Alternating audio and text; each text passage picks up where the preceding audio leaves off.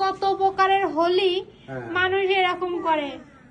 এই দে দেখছিস দেখছিস, আটকাই গেলে কি হবে তোর ওখানে?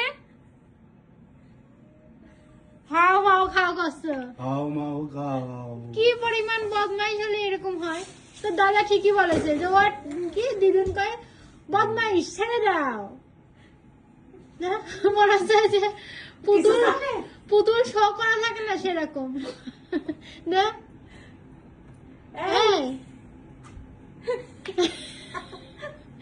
আর এই যে দর্শক দেখতে আইছে আমার ছেলেটা ওখানে, তোমরা হাসি হাসি দেখা স্টাইল দেখা মনে হয় পুতুল